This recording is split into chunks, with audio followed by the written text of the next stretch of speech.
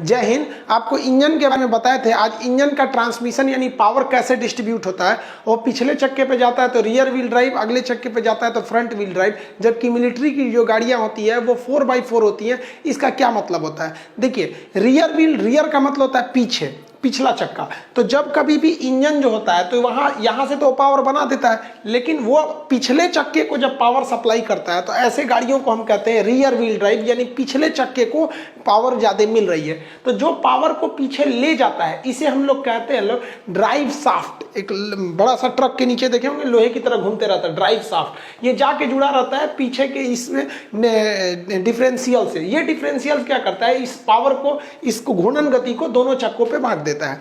तो ऐसे गाड़ियों को हम लोग कहते हैं रियर व्हील ड्राइव। ज्यादातर ऐसी गाड़ियां देखने को मिलती है, लेकिन इसकी खासियत क्या होती है, ऐसी गाड़ियों की हाइट ज्यादा रखनी पड़ती है। क्योंकि अगर आप हाइट ज्यादा नहीं रखेंगे तो ये जो अंदर से जा रहा है ये ड्राइव शाफ्ट, जब कभी ब्रेकर आएगा तो ब्रेकर पे अगला चक्का क्रॉस कर जाएगा, उसके बाद ब्रेकर ऐसे उठा हुआ रहेगा तो इसमें टकरा जाएगा। तो इसकी हाइट ज्यादा रखनी पड़ती है। ये ज्यादा लोड को खींच सकता है क्योंकि इसे पावर पीछे से मिल रही है।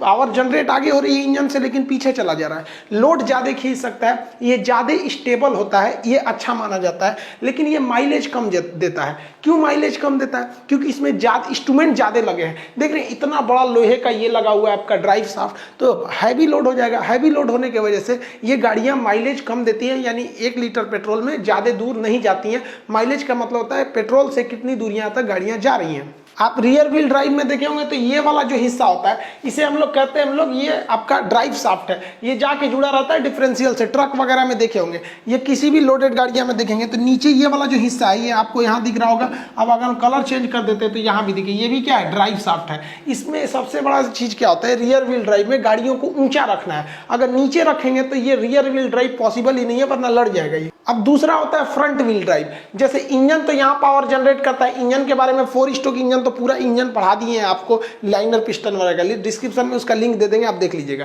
तो ये इंजन यहाँ पावर बनाया और इंजन पावर बना के वहीं के चक्के को दे दिया, यानी फ्रंट के ही चक्के को दे दिया, तो इसे कहते हैं front wheel drive. Front wheel drive के लिए गाड़ियों को बहुत ज्यादा हाइट पे रखने की जरूरत नहीं है, क्योंकि इसमें आपको बहुत लंबा ड्राइव शाफ्ट बनाने की जरूरत नहीं है, यहीं से तुरंत इसको दे देना है। तो इसलिए इनकी हाइट ज्यादा नहीं रखी जाती है। ये ज्यादा लोड लेके नहीं जा पाते, क्योंकि लोड को कहां रखा जाता है, पीछे ही रखा जाता है। जबकि सारा पावर आगे है तो खींचेगा कैसे पीछे से वहां पर, तो ये ज्यादा लोड नहीं ले जा सकता है। ये स्टेबल ज्यादा नहीं होते हैं। रीजन क्या है कि जो स्टीयरिंग होता है वो भी अगले चक्के को कंट्रोल कर रहा होता है और पावर भी अगले चक्के को मिल गया, तो इसलिए उतना स्टेबल नहीं माना जाता। ये छोटी गाड़ियों में, कार वगैरह हो गया, छोटी मोटी चीजों में इसको लगाया जाता है, लेकिन ये माइलेज अच्छा देता है। रीजन क्या है कि इसमें हल्के होते हैं। जो लंबा सा हमको ड्राइव शाफ्ट लगा के पीछे भेजना था उस सबका लोड वगैरह इंस्ट्रूमेंट कम हो जाते हैं, जिस वजह से इसका माइलेज अच्छा होता है। अब आप इन 2 गाड़ियों में देख के इजिली बता सकते हैं इसका हाइट कम है, इसलिए ये कैसा है, front wheel drive. Engine power बना के इसी चक्के को दे देगा।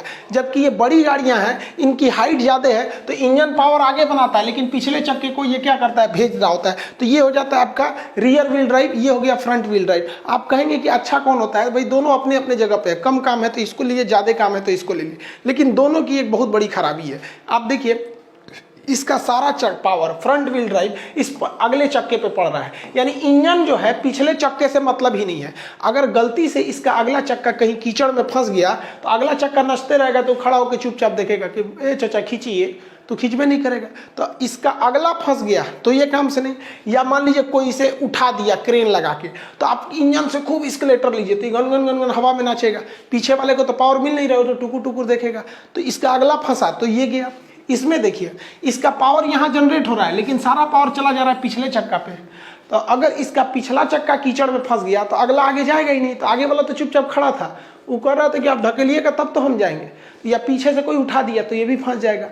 तो दोनों के अपने अपने ड्रॉबैक है। इनको पावर पूरे चक्के पे दिया जाए, आगे भी दिया जाए और पीछे भी दिया जाए। तो मिलिट्री के जितने ट्रक वाहन होते हैं इनका ट्रांसमिशन दोनों ओर होता है। आप देखेंगे तो यहाँ पर एक सेंटर में, एकदम बीचों बीच में सेंट्रल डिफरेंशियल होता है। ये पावर को पिछले चक्के पे भी भेजता है और अगले पे भी भेजता है। तो इसको हम लोग कहते हैं 4x4। तो इसमें आगे का अगर फंस गया या कीचड़ में तो पावर तो उसको भी मिल रहा है, वो ढकेल के इसको निकाल देगा। ये यहाँ पे भी आप देखेंगे तो सेम कंडीशन है, इस आगे को भी नचा रहा है, पीछे को भी नचा रहा है। तो इसे 4x4 कहते हैं या ऑल व्हील ड्राइव कहते हैं। दोनों में बहुत का डिफरेंस नहीं है। ऑल व्हील ड्राइव में भी सारे चक्कों को पावर मिलता है और 4x4 में भी सारे चक्कों को पावर मिलता है। इसलिए मिलिट्री वाले ट्रक बहुत पावरफुल होते हैं, ये कहीं भी फंसते नहीं है, एक चक्का फंस भी गया तो पीछे वाला ढकेल के निकाल लेते। 4x4 के पहचानने का एक सिंपल तरीका है, आप अगर देखेंगे तो यहाँ अगर आपको डिफरेंशियल आगे भी देखने को मिल गया और पीछे भी डिफरेंशियल देखने को मिल गया तो समझिएगा 4x4 है, डिफरेंस यहीं पर है।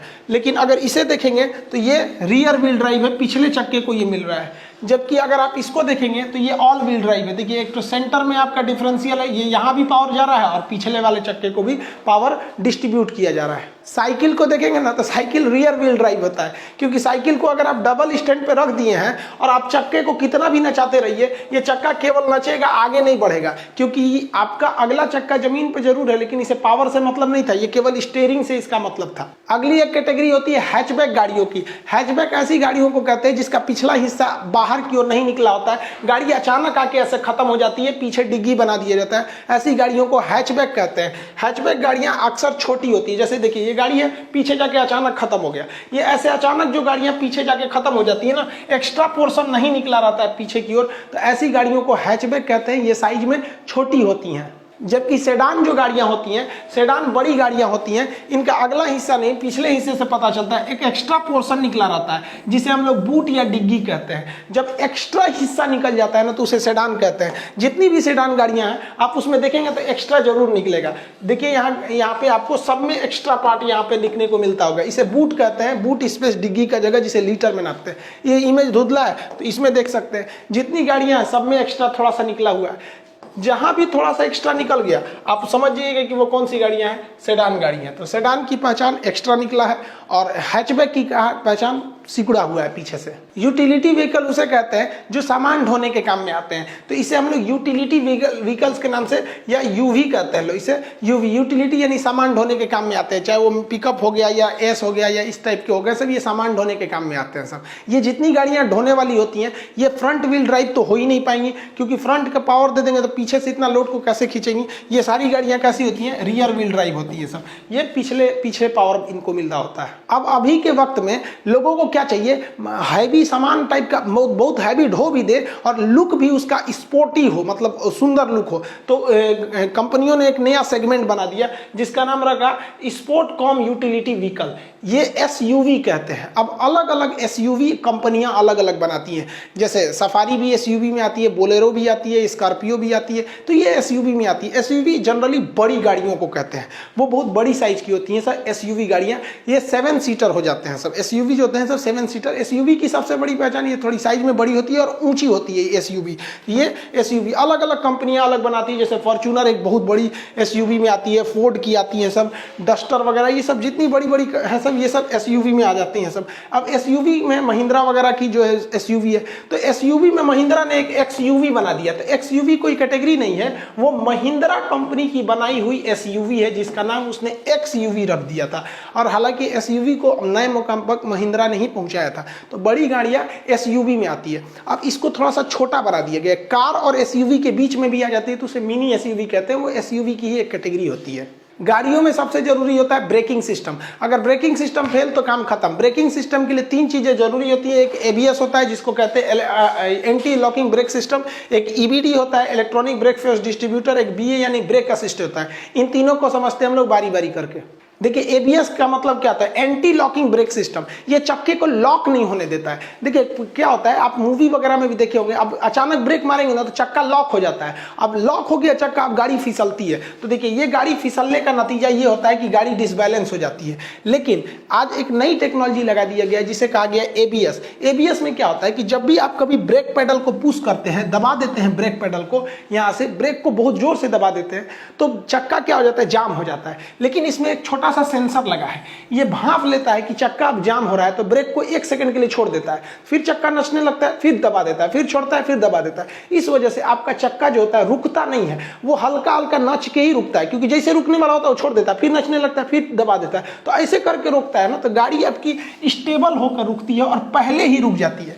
और अगर आप में एबीएस नहीं है, अगर एबीएस नहीं है तो एक तो दूर जाएगा, उसमें से फिसल के डिसबैलेंस हो जाएगा, और अगर एबीएस है तो पहले ही रुक जाएगा और एकदम स्टेबल होकर रुकता है। ब्रेकिंग सिस्टम में ईबीडी बहुत जरूरी है। ईबीडी का मतलब क्या होता है, वो भांप लेता है कि किधर लोड ज्यादा है। जैसे इस कार में देखिए चारों सीट पर लोग बैठे हैं तो कार का लोड एकदम बढ़िया है, कोई दिक्कत नहीं है। लेकिन कभी कभी लोड डिसबैलेंस होता है। जैसे यहाँ देखिए इसमें केवल आगे वाले सीट पर 2 लोग बैठे हैं, पीछे नहीं है, यानी अगले दोनों चक्कों पर लोड ज्यादा है। जबकि इसमें देखिएगा तो पीछे की ओर केवल एक लड़का बैठा है तो एक और लोड ज्यादा है। अब जब कार में या किसी भी 4 व्हीलर में ब्रेक लगाते हैं तो चारों चक्के पे बराबर दे देता था पहले के जमाने में, लेकिन बराबर की जरूरत नहीं है, वो तो डिस्ट्रीब्यूट करके देना चाहिए ना कि कहां ज्यादा लोड है उधर ज्यादा प्रेशर लगाओ और जिधर कम है उधर कम प्रेशर लगाओ। तो इसी के लिए लगाया गया इलेक्ट्रॉनिक ब्रेक फोर्स डिस्ट्रीब्यूटर, जिसे कहते हैं ईबीडी। ये भांप लेता है कि लोड किधर की ओर ज्यादा है।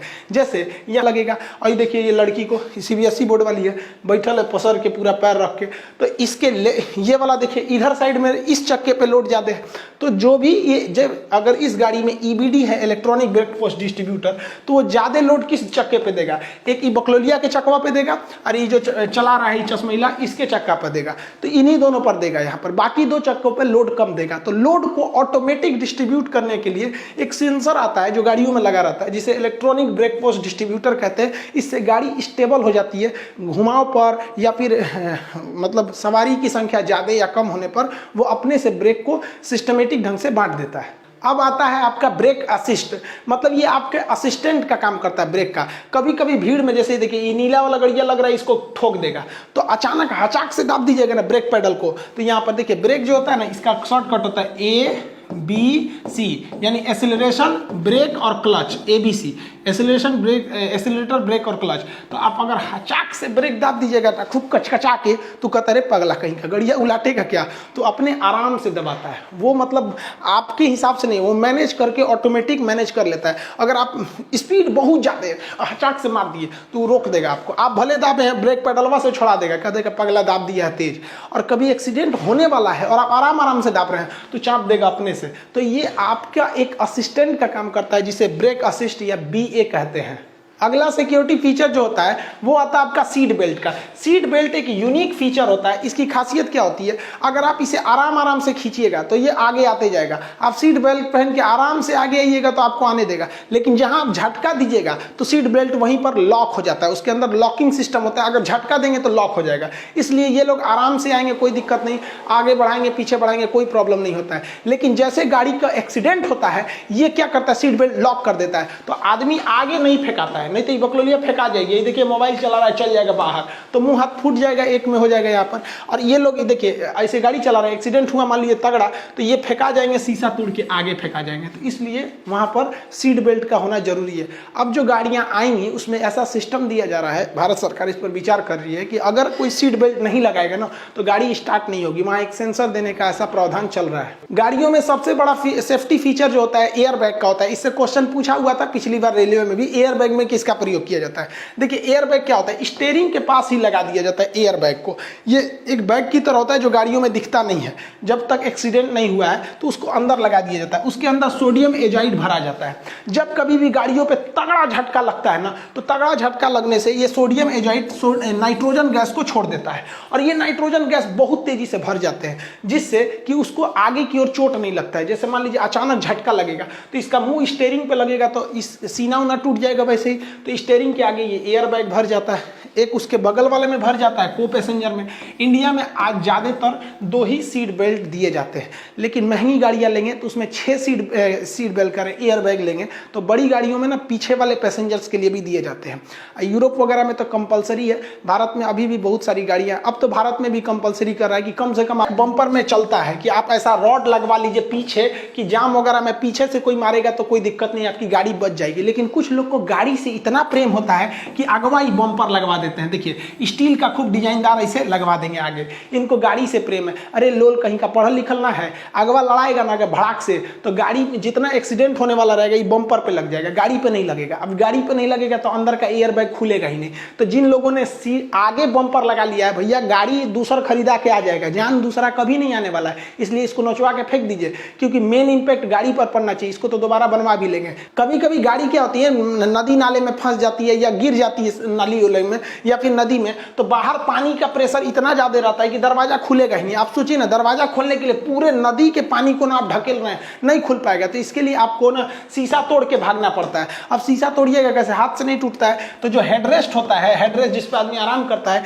ये बाहर निकल सकता है। तो इस हेडरेस्ट को इस तरह पकड़ के क्या करना है, बाहर निकाल दिया जाता है। और हेडरेस्ट का जो रॉड होता है, ये रॉड, इस रॉड से देखिए बकलोलिया दिखने में बकलोल थी लेकिन फोड़ने जा रही है, रॉडवा से फोड़ के इसमें से कूद जाएगी ओ पार, तो बाहर निकला जा सकता है। मिलेंगे नेक्स्ट क्लास में। जय हिंद।